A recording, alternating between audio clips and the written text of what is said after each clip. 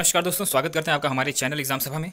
आज हम डिस्कस करेंगे रिवर सिस्टम इन इंडिया के बारे में। ठीक है, भारत में जितनी भी नदियाँ पाई जाती हैं उनको अलग अलग सिस्टम में डिवाइड करते हैं, अलग अलग एरिया में डिवाइड करते हैं और उसी की कुछ सहायक नदियाँ होती हैं। तो इससे पूरा कंप्लीट आपको एक एस्पेक्ट मिल जाएगा कि कैसे रिवर सिस्टम इंडिया को हैंडल करना है, क्योंकि कई बार एग्जामिनेशन में आपसे उससे रिलेटेड प्रश्न आ जाते हैं। ठीक है, तो इसको डायग्राम से भी समझा जा सकता है, लेकिन हम क्या करेंगे, फंडामेंटल को कवर करेंगे। तो शुरुआत करते हैं कि आपको उसको एरिया में डिवाइड करते हैं कि किस किस रेंज से ज़्यादातर नदियाँ निकलती हैं। तो पहला जो रेंज है वो है हिमालय एंड काराकोरम का रेंज। उसके बाद जो सेकंड है वो है आपका छोटा Nagpur प्लेटू and Vindhya and Satpura range. तो छोटा नागपुर का जो पठार है उससे काफ़ी नदियाँ निकलती हैं, और उसके साथ साथ विंध्य का जो रीजन है वो रेंज है। इसी तरीके से सतपुरा का जो रेंज है, इन दोनों से भी काफ़ी नदियाँ निकलती हैं, और ये आपका सेंटर इंडिया में आता है। हिमालय और जो काराकोरम रेंज है वो आपका नॉर्थ इंडिया में चला जाता है। इसी तरीके से आपका वेस्टर्न घाट से, ठीक है, पश्चिमी जो घाट है, जो हमारे प्रायद्वीपीय भारत का पश्चिमी घाट है, वहाँ से भी काफ़ी नदियाँ निकलती हैं। तो शुरू करते हैं बारी बारी से एक एक पर्टिकुलर रिवर सिस्टम के बारे में। तो शुरुआत हम करेंगे ब्रह्मपुत्रा रिवर सिस्टम के बारे में। तो ब्रह्मपुत्रा रिवर जो है वो ओरिजिनेट होती है मानसरोवर लेक से। तो मानसरोवर लेक से दो और नदियाँ निकलती हैं जिनका नाम है इंडस और सतलज, अर्थात सिंधु और सतलज। और जो ब्रह्मपुत्रा रिवर सिस्टम है वो 3848 किलोमीटर लंबी है। और अगर बात किया जाए तो ये इंडस रिवर से भी थोड़ी बड़ी है। अब इंडिया में ज़्यादातर ये ब्रह्मपुत्रा रिवर पाई नहीं जाती, तो इसलिए इंडिया की सबसे बड़ी नदी की अगर बात किया जाए तो वो आपका गंगा नदी आ जाती है। अब इसमें बात करते हैं कि ये जो है हिमालय से पैरेलल में होते हुए निकलता है। उसके बाद अरुणाचल प्रदेश जब पहुंचता है तो ये आपका अचानक यू टर्न लेते हुए इंडिया में प्रवेश करता है। जिस स्थान पे अरुणाचल प्रदेश में ये प्रवेश करता है उसका नाम है नामचा बरवा। तो वो एक ऐसा जगह है जहाँ पे ये आपका रीच करता है इंडिया के टेरिटरी में। अब बात करते हैं कि अरुणाचल प्रदेश में ब्रह्मपुत्रा को दिहांग रिवर के नाम से भी जाना जाता है, और जिन प्रदेशों से होकर के गुजरता है वो आपका कुछ इस तरह से है, जैसे अरुणाचल प्रदेश, असम, ये दो आपके प्रदेश हैं प्रमुख रूप से जिससे कि ब्रह्मपुत्र होकर के गुजरती है। अब कुछ और ट्रिब्यूटरी के बारे में समझते हैं। तो अब बात आती है गंगा रिवर की। तो गंगा रिवर सिस्टम के बारे में समझेंगे तो गंगा रिवर का ओरिजिनेशन पॉइंट जो है वो आपका गंगोत्री ग्लेशियर होता है, और यहाँ पे गंगा नदी जो है वो आपका ओरिजिनल रूप से भागीरथी के तौर पे जानी जाती हैं। और जब देवप्रयाग में पहुँचती हैं, जो कि गढ़वाल डिवीजन में पाया जाता है, तो देवप्रयाग में गंगा नदी जो है वो आपका अलकनंदा रिवर से मिक्स होकर के एक जो फ्लो बनाती हैं उसको कहते हैं गंगा। तो जब गंगोत्री ग्लेशियर से भागीरथी निकलती है तो देवप्रयाग में पहुँचने से पहले मंदाकिनी, पिंडर, धौली गंगा और बीसन गंगा, ये कुछ नदियां हैं जो कि मर्ज होती हैं अलकनंदा से। ठीक है, और बाद में क्या होता है कि भागीरथी से मिक्स हो जाती हैं। अब यहाँ पे समझने वाली बात है कि देवप्रयाग वो स्थान है जहाँ पे गंगा का नाम गंगा रखा जाता है, मतलब भागीरथी और अलकनंदा दो अलग अलग नदियाँ मिल करके देवप्रयाग में गंगा का नाम देती हैं। अब इसके बारे में एक काफ़ी इंपॉर्टेंट एस्पेक्ट है, वो है पंचप्रयाग। ये कॉन्सेप्ट समझते हैं। एक्चुअली 5 अलग अलग जगहों पे अलग अलग नदियाँ अलकनंदा से रिवर से मिलती हैं। ठीक है, और लास्ट में जब देवप्रयाग से मिल जाती हैं, जो 5वां प्रयाग है, तो वहाँ पे क्या होता है कि गंगा नदी का उद्गम होता है। ठीक है, फिलहाल आपसे एग्जामिनेशन पूछेगा तो आप क्या बताओगे, गंगोत्री ग्लेशियर से। ये तो नाम रखा गया ना, लेकिन कोई भी सोर्स जो है, सोर्स पॉइंट्स तो आपका गंगोत्री ग्लेशियर ही है। सो स्टार्टिंग करते हैं विष्णुप्रयाग, नंदप्रयाग, कर्णप्रयाग, रुद्रप्रयाग और देवप्रयाग। 5 स्थान है जिसमें कि अलकनंदा से अलग अलग नदियाँ जैसे मिलती हैं। जैसे कि मैं बात करूँ अलकनंदा से विष्णुप्रयाग में आपका धौली गंगा मिलती है, इसी तरह से नंदप्रयाग में आपका मंदाकिनी मिल गई, कर्णप्रयाग में आपका पिंडर रिवर मिल गई, इसी तरीके से अलकनंदा से रुद्रप्रयाग में मंदाकिनी मिलती है, देवप्रयाग में आपका जो अलकनंदा है वो भागीरथी से मीट होती है, फिर गंगा का उद्गम होता है। गंगा के कुछ इंपॉर्टेंट ट्रिब्यूटरी नदियों के बारे में समझते हैं। तो इसमें से जो कुछ इंपॉर्टेंट नदियाँ जो हैं वो आपका यमुना हो गया, दामोदर, सप्तकोशी हो गया, इसी तरीके से रामगंगा, गोमती, घाघरा, सोन, ये कुछ इंपॉर्टेंट नदियाँ हैं जो कि गंगा नदी से मिलती हैं। गंगा नदी की अगर पूरी डिस्टेंस की बात करें तो 2525 किलोमीटर है, और ये बे ऑफ बंगाल मतलब बंगाल की खाड़ी में जाकर के वहाँ पे समाप्त हो जाती हैं। अब यमुना रिवर जो कि गंगा की एक प्रमुख सहायक नदी है, ये भी एक अपने आप में रिवर सिस्टम है। तो ये यमुनोत्री ग्लेशियर से निकलती हैं, जो कि आपका बंदर पूंछ पीक पे उत्तराखंड में पाया जाता है, मतलब उस स्थान से इनका उद्गम होता है। सो जो मेन ट्रिब्यूटरी नदियाँ हैं वो आप कुछ इस प्रकार से हैं। सिंध हो गया, हिंदोन हो गया, बेतवा हो गया, केन हो गया, चंबल, ये कुछ नदियाँ हैं। और इस क्षेत्र में मतलब आप समझिएगा, यमुना का मैं क्षेत्र की बात कर रहा हूँ, यमुना के सहायक नदियों का क्षेत्र जिसको कवर करती है, उसके अगर कैचमेंट की बात किया जाए तो वो दिल्ली हो गया, हिमाचल प्रदेश, उत्तर प्रदेश, हरियाणा, राजस्थान, मध्य प्रदेश, ये कैचमेंट है आपका यमुना का, मतलब कि उसकी सहायक नदियाँ इन जगहों को कवर करती हैं। टॉन्स नदी की बात करें, टोन्स, ठीक है, हिंदी में इसको टॉन्स नदी कहते हैं। तो जो आपका टॉन्स नदी है वो लार्जेस्ट ट्रिब्यूटरी है यमुना की, मतलब कि सबसे बड़ी सहायक नदी है। अब अगले रिवर सिस्टम की तरफ आते हैं, तो वो है आपका नर्मदा रिवर सिस्टम। नर्मदा जो है आपका सेंटर इंडिया में पाया जाने वाला रिवर सिस्टम है। जैसा कि मैंने आपको 3 पार्ट में डिवाइड करके बताया था। एक क्या बताया था, नागपुर का पठार, और जो सतपुड़ा और विंध्य का रीजन है वो मतलब सेंटर इंडिया से निकलने वाली नदियों में से पहली नदी आपकी क्या है, नर्मदा नदी। ये आपका अमरकंटक हिल से, जो कि मध्य प्रदेश में पाया जाता है, वहाँ से निकलती है, और ये नॉर्थ इंडिया और साउथ इंडिया को बीच से फ्रंटियर का काम करती है, उसकी सीमा निर्धारण का काम करती है। ठीक है, ये भी आप जानते रहेंगे नर्मदा रिवर के बारे में। It is one of the major rivers in the peninsular India. Peninsular India क्या होता है, प्रायद्वीपीय भारत। प्रायद्वीपीय भारत का मतलब क्या, द्वीप मतलब क्या होता है, एक ऐसा भूमि का भूखंड जो कि चारों तरफ से पानी से घिरा हुआ है, उसको द्वीप कहते हैं। लेकिन अगर हम पेनिनसुलर की बात करें तो ये आपका प्रायद्वीप का मतलब होता है अगर 3 तरफ से ठीक है, 3 तरफ से पानी से घिरा हुआ है, एक तरफ से नहीं घिरा हुआ है, तो उस पार्ट को हम क्या कहते हैं, पेनिनसुलर इंडिया के। तो ये पेनिनसुलर इंडिया की one of the major rivers में एक है। अब एक नया तथ्य बताता हूँ कि ज़्यादातर नदियाँ हमारे इंडिया में पश्चिम से पूरब की तरफ चलती हैं, लेकिन दो तीन नदियाँ ऐसी हैं जो मुख्य नदियाँ हैं वो आपका पूरब से पश्चिम की तरफ चलती हैं। जैसे नर्मदा उसमें से एक है, ताप्ती आपका उसमें से एक है, माही रिवर भी एक है। ये आपका ईस्ट से वेस्ट की तरफ जाती हैं और ये बंगाल की खाड़ी में नहीं बल्कि अरब सागर में जाकर के मिलती हैं, अलग अलग प्रदेशों से अरब सागर में जाकर के मिलती है। सो ये जिन प्रदेशों को कवर करती है नर्मदा नदी वो मध्य प्रदेश, गुजरात और महाराष्ट्र इस प्रकार से हैं।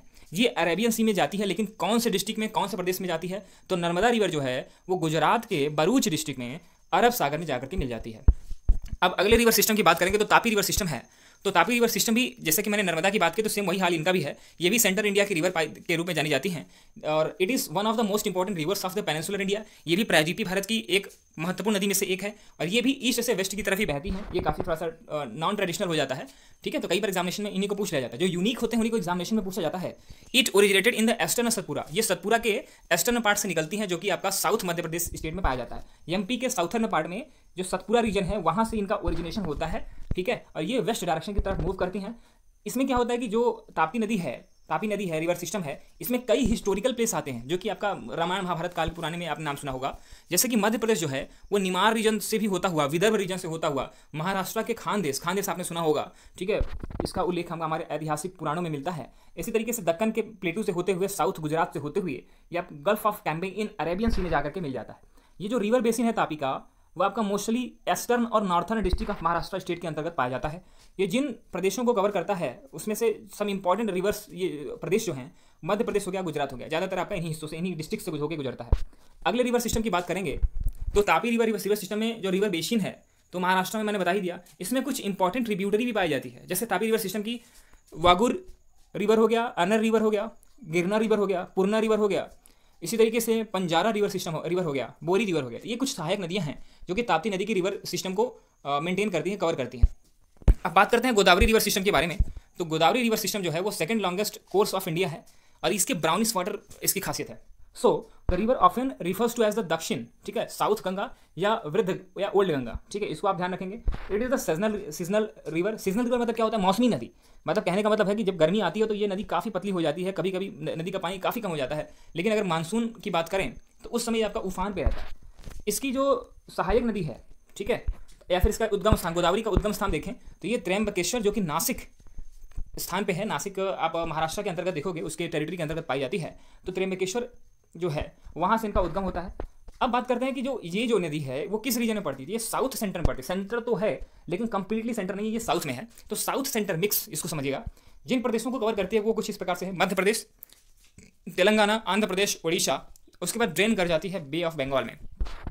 अब इसका एक फर्टाइल डेल्टा बनाता है जिसका नाम है राजमुंदरी। तो राजमुंदरी एक ऐसा स्थान है जहाँ पे ये डेल्टा का निर्माण भी करती है। कई बार एग्जामिनेशन पूछता है। और ये जो डेल्टा है ये काफ़ी उपजाऊ डेल्टा, ठीक है, इसकी खासियत समझिएगा। अब इस जो राजमुंदरी हमने देखा है तो वो फर्टाइल डेल्टा है और इसके साथ साथ अगर हम बात करें कुछ पिलग्रिमेज साइट्स भी हैं इस रिवर में, मतलब कि काफ़ी श्रद्धालु आते हैं। उसके साथ साथ कुछ यात्री भी आते हैं जो कि वहाँ पे आपका टूरिज्म के उद्देश्य आते हैं। जैसे कुछ स्थान कैसे हैं, नासिक हो गया महाराष्ट्र के अंतर्गत, इसी तरीके से भद्रचलाम ये आपका हो गया, इसी तरीके से त्रिम्बक, ये कुछ स्थान है जो कि पिलग्रिमेज साइट के रूप के तौर पे देखे जा सकते हैं। Some of its tributary include Pranhita, ठीक है, प्राणहिता हो गया, इंद्रावती रिवर हो गया, बिंदुसारा हो गया, सबरी रिवर हो गया, मंजीरा, ये कुछ आपके इंपॉर्टेंट ट्रिब्यूटरीज रिवर हैं, ठीक है। इसी तरीके से आपका कोवूर और राजमुंदरी को जोड़ने वाला एक एशिया का सबसे बड़ा रेल कम रोड ब्रिज है जो कि लोकेटेड है गोदावरी नदी के ऊपर। ये भी एक इंपॉर्टेंट एस्पेक्ट, इसको जानते रहेंगे। कृष्णा रिवर सिस्टम के बारे में जानते हैं तो कृष्णा जो है longest, one of the longest river in India है। लॉन्गेस्ट तो नहीं कहेंगे क्योंकि वो गंगा ही है। और ये जो ओरिजिनेट होती है वो महाबलेश्वर महाराष्ट्र से होती है। ये दो फैक्ट हो गया आपका। ये जो है सांगली से होते हुए बे ऑफ बंगाल की खाड़ी में जाकर के गिर जाती है, बंगाल की खाड़ी में जाके गिर जाती है। अब बात किया जाए जिन स्टेट को ये पार करती है वो महाराष्ट्र, कर्नाटका, तेलंगाना और आंध्र प्रदेश हैं। और इसकी एक प्रमुख सहायक नदी है जिसका नाम है तुंगभद्रा। तुंगभद्रा अपने आप में दो नदियों से मिलकर बना है जिसका नाम है तुंग और भद्रा। और ये जो दोनों नदियां हैं वेस्टर्न घाट, ठीक है, पश्चिमी घाट, भारत के पश्चिमी घाट से होकर के उद्गम होता है इनका। और इसकी जो कुछ और सहायक नदियां हैं जैसे कोयना हो गया, भीमा हो गया, माल प्रभा हो गया, दिंदी हो गया, घाट प्रभा हो गया, घाटा प्रभा हो गया, वरना, येरला, मूशी, ये कुछ नदियां हैं जो कि आपकी ट्रिब्यूटरी हैं। किसकी ट्रिब्यूटरी है ध्यान समझिएगा, वो ट्रिब्यूटरी है कृष्णा रिवर की। थोड़ा सा आगे बढ़ते हैं, कावेरी रिवर सिस्टम के बारे में समझते हैं। तो इनको दक्षिण की गंगा कहा जाता है, ठीक है। जैसी पवित्रता, जिस श्रद्धा के साथ हम गंगा को यहाँ पे उत्तर भारत में पूजते हैं, ठीक उसी श्रद्धा के साथ कावेरी रिवर को भी दक्षिण भारत में पूजा जाता है। सो ये जिस ओरिजिनेशन से इसका ओरिजिनल पॉइंट देखा जाए कि कहाँ से ये निकलती हैं, तो उद्गम स्थान हमको ताला कावेरी या ताल कावेरी के नाम से इसको देखा जाता है, जो कि वेस्टर्न घाट से होकर निकलता है। मैंने क्या बताया था, 3 रीजन है जहाँ से कि ज़्यादातर नदियाँ निकलती है। पहला रीजन हिमालय का रीजन, दूसरा हिमालय और जो अमर रीजन हो गया, दूसरा आपका नागपुर का पठार, ठीक है, तो नागपुर का छोटा पठार उसको नाम से जाना जाता है, और सतपुरा और विंध्य रीजन। तीसरा आपको जो रीजन हमने बताया था वो आपका वेस्टर्न घाट था, ठीक वही यहाँ पे चल रहा है। तो ये जो आपका रिवर अभी भी हमने बात किया कावेरी रिवर, ये आपका वेस्टर्न घाट से निकलती है। अभी ढेर सारी रिवर के बारे में हमने बताया जो कि वेस्टर्न घाट से होकर निकलता है। अब इसमें काफ़ी पिलग्रिमेज साइट्स भी हैं, टूरिस्ट यहाँ पे आते हैं। जैसे कोडागू डिस्ट्रिक्ट कर्नाटका में है, वहाँ पे काफ़ी लोग कावेरी रिवर में पिलग्रिमेज साइट है, टूरिस्ट आते हैं वहाँ पे देखने के लिए। इसी तरीके से जिन वेस्टर्न घाट से जो निकलने वाली नदी है, जिन जिन स्टेट में जाती है, जैसे कि कर्नाटका में जाती है, फिर इसके बाद तमिलनाडु में होकर जाती है, फिर बे ऑफ बंगाल में जाकर के गिर जाती है। अब बात करते हैं महानदी की। तो कावेरी नदी के बारे में कुछ और इंपॉर्टेंट चीज़ें थी। इसके कुछ ट्रिब्यूटरी हैं, क्योंकि ट्रिब्यूटरी एग्जामिनेशन में जरूर पूछता है, तो इसके कुछ नाम जो है उसको ध्यान समझिएगा। अर्कावाथी हो गया, सिमशा हो गया, हेमावती हो गया, कपिला हो गया, सिमशा फिर से एक बार है तो एक ही बार आप पढ़िए, होन्नू होल हो गया, इसी तरीके से अमरावती हो गया, लक्ष्यमाना काबिनी हो गया, लोक पावनी हो गया, भावनी हो गया, नोयाल हो गया और तीर्था। ये कुछ नदियां हैं, कावेरी की ट्रिब्यूटरी रिवर हैं। अब अगले रिवर सिस्टम महानदी के बारे में समझते हैं। तो महानदी जो रिवर है वो आपका सतपुरा रेंज सेंटर इंडिया से होकर निकलती है और ईस्टर्न इंडिया की नदी के रूप में जानी जाती है। बे ऑफ बंगाल में ईस्ट की तरफ जाकर के गिर जाती है। जिन प्रदेशों को कवर करती है कुछ इस प्रकार से हैं, महाराष्ट्र को कवर करती है महानदी, इसी तरीके से छत्तीसगढ़ को कवर करती है, झारखंड को और उड़ीसा को कवर करती है। इंडिया का सबसे बड़ा लार्जेस्ट जो डैम है, हीराकुंड डैम है, वो इसी नदी के ऊपर बना हुआ है। अब यहाँ पे हम क्या करते हैं कि उसको शॉर्टकट में एक बार देख लेते हैं रिवर सिस्टम इन इंडिया के बारे में। जैसे इंडस रिवर सिस्टम हो गया, यहाँ पे टोटल लेंथ और लेंथ इन इंडिया में दिखाया गया है। इसी तरीके से Brahmaputra river, Ganga river, Yamuna river, Narmada river system, Tapi river system, Godavari river system, Krishna river system, Kaveri river system और महानदी रिवर सिस्टम, और सबकी लेंथ इन इंडिया दिया गया है, टोटल लेंथ दिया गया है। तो अगर लेंथ इन इंडिया के हिसाब से देखा जाए, ठीक है, तो यहाँ पे आपको 2-3 चीज़ें दिखाई देती है। जैसे ब्रह्मपुत्र रिवर सिस्टम हो गया, तो रिवर सिस्टम की मैं बात करूँ तो 2900 किलोमीटर, ऐसा जरूरी नहीं है कि रिवर सिस्टम ही रिवर होगा, ठीक है। इसी तरीके से गंगा रिवर सिस्टम की बात करें तो 2525 किलोमीटर की। तो यहाँ पे आप देख सकते हो, ये पूरा आप स्क्रीनशॉट ले सकते हो। तो इसी तरह के वीडियोस को देखने के लिए हमारे चैनल को आप सब्सक्राइब कर सकते हो। धन्यवाद।